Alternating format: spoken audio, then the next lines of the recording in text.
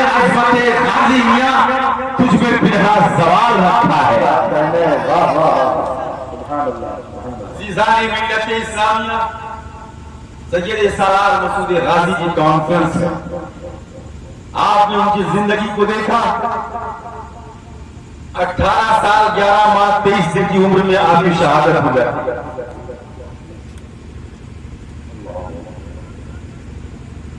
آپ کی شہادت جب بہرائچ شریف میں ہوتی ہے، آپ کو سپرد خاک کیا جاتا ہے. آپ کے مزار کے بارے میں اختلاف پیدا ہوا. کچھ بد عقیدوں نے کہہ دیا کہ ان کے مزار کا کوئی اللہ پتہ ہے کہ وہ یہاں ہے یا کہیں اور ہے. میں آپ کو بتاؤں،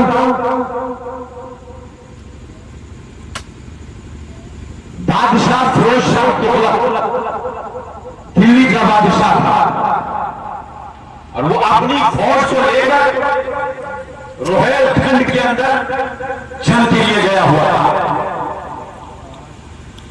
کفار کی للکار ہے، تلوار نیزے کی بھرمار ہے، سر تن سے جدا ہو رہے ہیں، چاروں طرف سے آہو سبا کی آواز ہے، کفر اور اسلام آمنے سامنے ہے، جنگ زوروں پر ہے. ادھر فیروز شاہ تغلق کی ماں چھت پر عصر کی نماز پڑھ کر چھت پہ بیٹھی ہوئی ہے. تو اس نے اپنے محل کے نیچے ایک شور سنائی دیا. تو اس نے اپنے نوکرانی سے پوچھا یہ شور اور ہنگامہ کیسا ہے؟ تو نوکرانی نے کہا میں ابھی پتہ لگا کے بتاتی ہوں. وہ نیچے گئی اور اوپر آئی. کہا حضور، اس نے فیروز شاہ تغلق کی والدہ سے کہا مالکن یہ جو شور و غوغا ہنگامہ آپ سن رہی ہے، یہ لوگ بہرائچ جا رہے ہیں. سبحان اللہ، یہ لوگ بہرائچ جا رہے ہیں. اور بالے میاں کی جے ہو، غازی میاں کا دامن نہیں چھوڑیں گے، سید سالار کا دامن نہیں چھوڑیں گے. ان کی چوکھٹ سلامت رہے، ان کا دامن سلامت رہے، ان کی آقا سلامت رہے. چادر چل رہے ہیں، چادر لے کے جا رہے ہیں، نشان لے کے جا رہے ہیں، جھومتے دیوانہ آواز جا رہے ہیں. اس نے آ کر بتایا بہرائچ شریف میں کوئی سید سالار مسعود غازی ہے، یہ ان کا نشان لے کے جا رہے ہیں، ان کی بارگاہ میں چادر لے کے جا رہے ہیں، خراج عقیدت پیش کرنے جا رہے ہیں. ان لوگوں نے منتیں مانی تھی، ان کی منتیں پوری ہو گئی ہے، اب یہ حاضری دینے کے لیے جا رہے ہیں. واہ واہ، زندہ باد. شاہ تغلق کی ماں نے سنا کہ بہرائچ میں سید سالار مسعود غازی حضرت علی کی اولاد ہے. فوراً اس نے ہاتھ اٹھا دیا پروردگار عالم کی بارگاہ میں. پروردگار عالم، میرا بیٹا فیروز شاہ تغلق جنگ کے لیے گیا ہوا ہے. اے مولا، اگر بیٹا سرخرو واپس آیا، اگر جنگ جیت کر واپس آیا تو میں اسے بہرائچ غازی میاں کے یہاں بھیجوں گی. زندہ باد. اس نے فوراً منت مان لیا کہ پروردگار عالم، اگر میرا بیٹا روہیل کھنڈ سے جنگ جیت کر آ گیا فیروز شاہ تغلق، تو میں سید سالار مسعود غازی کی بارگاہ میں حاضری کے لیے بھیجوں گی. اللہ اکبر. چند دن گزرنے کے بعد فیروز شاہ تغلق جنگ جیت کر کے گھر واپس آتا. جنگ جیت کر گھر واپس آیا. ماں نے پیشانی کا بوسہ دیا. میرے لال بتاؤ جنگ کا نقشہ کیسا رہا، جنگ کا معاملہ کیسا رہا؟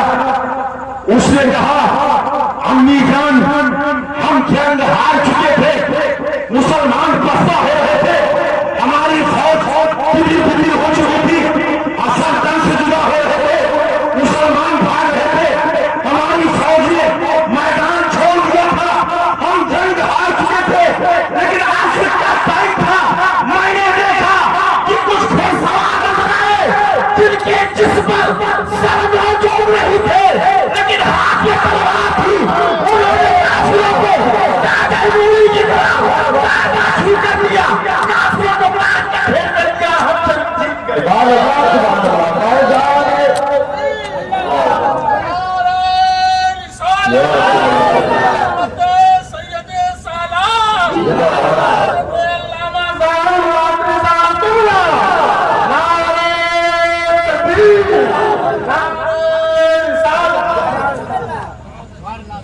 تغلق کہتا ہے امی جان ہم جنگ ہار چکے تھے، لیکن میں نے عصر کے وقت دیکھا اچانک کچھ لوگ گھوڑے پر نمودار ہوئے جن کے جسم پر سر تو نہیں تھا لیکن ہاتھ میں تلوار تھی۔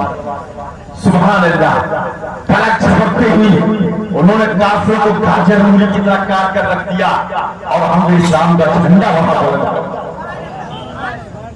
اتنا سننے کے بعد ماں کے تشکر کے آنسو نکل آئے۔ کہا بیٹا اب تھکے کتنے بھی ہو تیاری بناؤ، صبح میں رہ گیا ہے۔ بادشاہ وقت فیروز شاہ تغلق بہرائچ کے لیے روانہ ہوتا ہے۔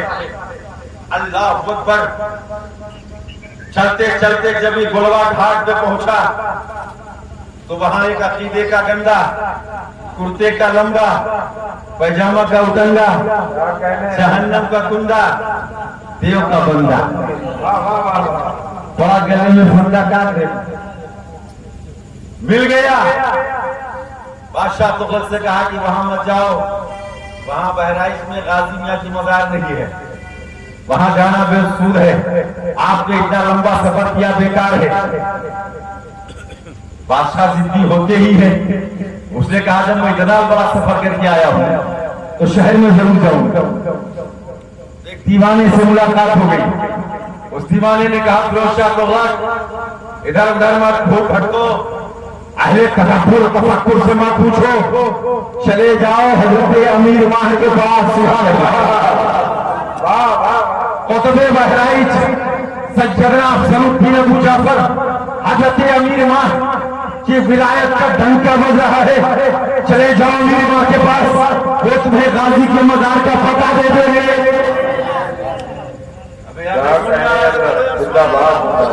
آج بھاگے بولو یا رسول اللہ۔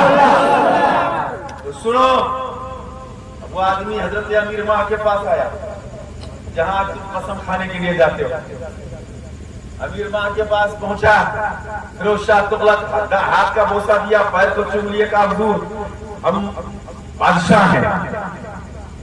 تو اولیاء اللہ کسی کو خاطر میں نہیں رہتے، بادشاہ ہو گئے اپنے گھر کے ہو گئے۔ کہا حضور نظر کرم فرمائے، ہم اتنا لمبا سفر کر کے آئے ہیں حضور سید سالار کی بارگاہ میں حاضری کے لیے۔ سبحان اللہ، کہاں دلی کہاں سے کون آ رہا ہے، اور تم بہروا سے نہیں جا پاتے، صرف عورتوں کو بھیجتے ہو نوچندی میں، کیونکہ ناجائز و حرام۔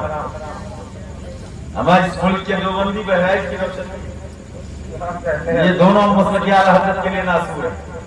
عورتیں جاتی ہیں نوچندی، جب تک واپس نہیں آتی ہیں اس پر اس کے شوہر پر فرشتے اور اللہ لعنت بھیجتا ہے۔ نوچندی کی کوئی تاریخ نہیں، اور کتنے بابا دعا طویل والے بتاؤ کہ 5 نوچندی جاؤ تم ٹھیک ہو جاؤ، کبھی نہیں جانا۔ آج تک دعا طویل والے لوگ بتاتے ہیں نا 5 نوچندی چلو بہرائچ ٹھیک ہو جاؤ، اور وہ خود ساتھ میں جاتے ہیں، اور کون کون مال گھومتے ہیں وہ کہنے کی ضرورت نہیں، لیکن نوچندی کا بہانہ۔ قاری نسیم اختر صاحب، ان کے نام میں 2 نام، اس لیے ہم بھوکا کھا جاتے ہیں۔ ذرا بولو یا سبحان اللہ۔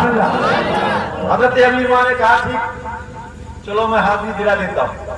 سبحان اللہ، بادشاہ خوش ہو گیا، دل کی کلیاں کھل گئیں، مست و مگن فرحت و انبساط میں ڈوبا ہوا، مسرت و شادمانی کی آغوش میں جھولا جھولتا ہوا، کہا چلیے حضور اب حضرت امیر ماہ چل رہے۔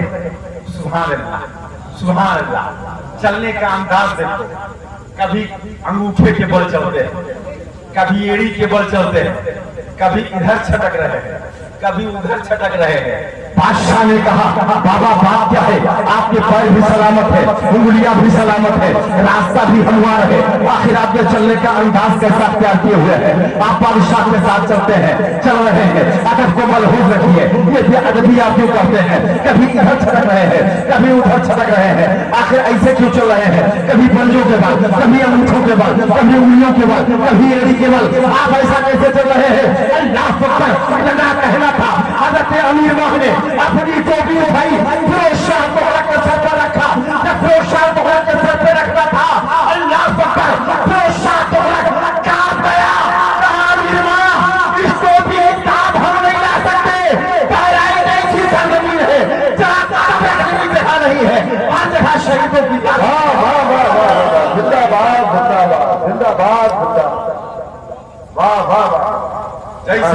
अमीर माह ने अपनी टोपी फिरोज शाह के सर पे रखी।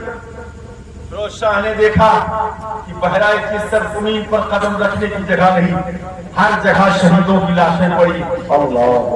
हजरत अमीर ने माह ने फरमाया इसीलिए मैं छटक के चलता हूँ, किसी शहीद के जिस्म पे पैर न पड़ जाए। सुभान अल्लाह, ये बहराइच की सरजमीन है, इतनी मुअद्दब जमीन है।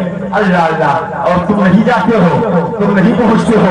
हे आज पूरी दुनिया पहुंचती है कासा कस्टोल लेकर के। हे मेरे गाजी सरकार, मेरा दामन भर दिया जाए।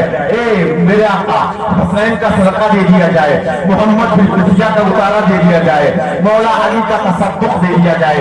अल्लाह अकबर, कितने लोग परेशान हाल आते हैं, इसी गर्मी में आते हैं और परेशान होकर के आते हैं, लेकिन उनकी मुरादें पूरी हो जाती है। हम और आप नहीं जाते हैं, मुरादें पूरी नहीं होती। वजह क्या है? हम और आप तो फॉर्मेलिटी पूरी करते हैं।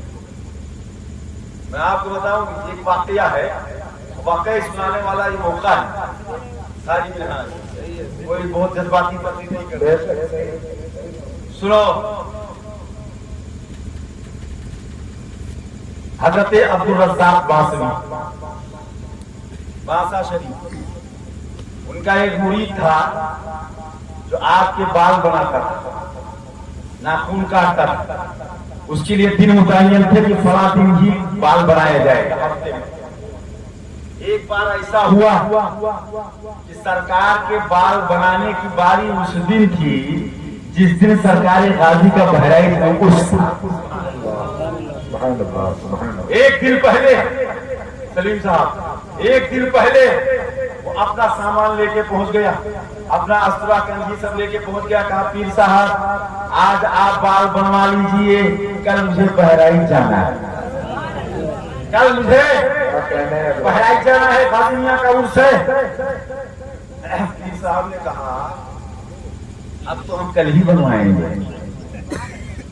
अब हम कल ही बनवाएंगे, कल का दिन है और कल ही बनेगा। उसने कहा हुजूर मैं हर साल बहराइच गाजी मियां जो उसमें जाता था, इस बार नाका हो जाएगा, करम फरमा दीजिए, आज ही बनवा लीजिए। कहा नहीं मैं कल ही बनवाऊंगा। अब मोहब्बत की बात कर रहा हूं।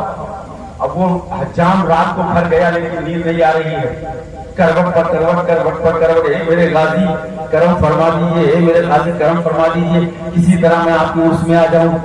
रोता रहा, पूरी रात बिलखता रहा, सिसकता रहा, बिस्तर की सिलवटों से आवाजें आती रही। अल्लाह अकबर, सुबह का सफीरा नमूदार हुआ, ये अपने पीर के पास लेकर के पहुंचा। कहा हुजूर अब तो बनवा लीजिए, उर्स छूट गया, उर्स खत्म हो गया, आपको बाल बनवा लीजिए।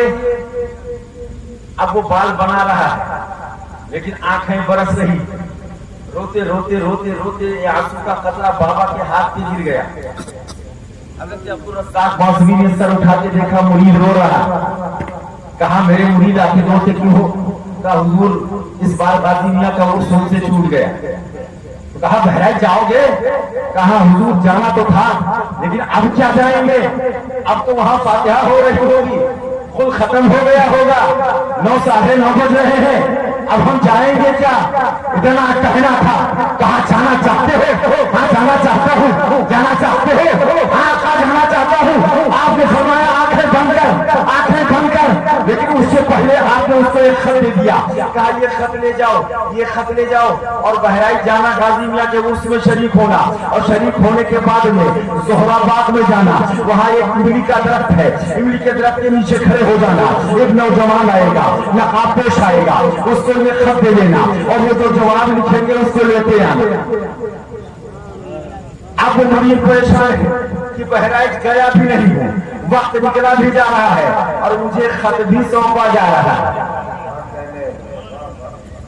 जब खत दिया गया, कहा मैं कैसे दूंगा, जब बहराइच गया